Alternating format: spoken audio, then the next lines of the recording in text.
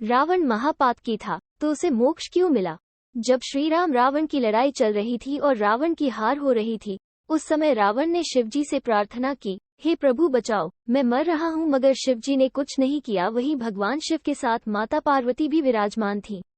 उन्होंने कहा, रावण आपका भक्त है, वो मर रहा है, तो क्या आप उसे बचाएंगे नहीं? शिवजी ने कहा, नहीं, रावण महापातकी है, मृत्यु ही उसकी सजा है। वैसे भी मरने के बाद जाएगा कहाँ? शिव के ही साथ तो रहेगा।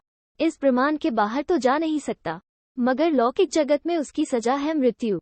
पार्वती ने कहा, नहीं नहीं, वो महापातकी नहीं है, वो है अतिपातकी।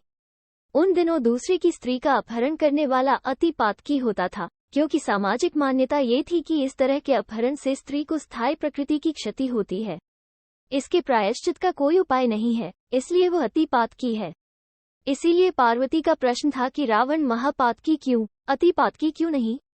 शिवजी ने समझाया, रावण ने जो चोरी की, अपहरण किया, वो अगर चोर के रूप में आता तो वह अतिपातकी होता।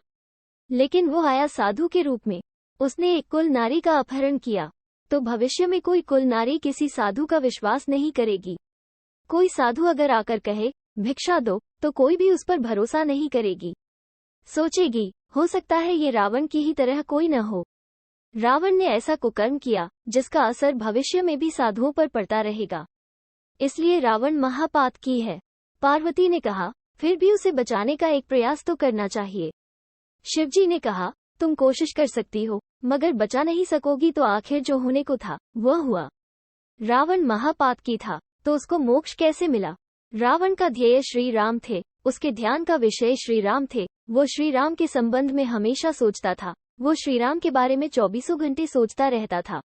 रावण सब कुछ छोड़कर केवल श्री राम की भावना में जीने लगा। रात चला गया, लंकापुरी जल गई, बेटा पोता सब मर गए, सब खत्म हो गया, तो भी छोड़ा नहीं श्री राम की भावना।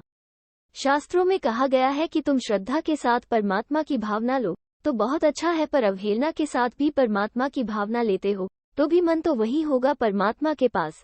इसीलिए रावण मरता है तो उसे मोक्ष मिल जाता है।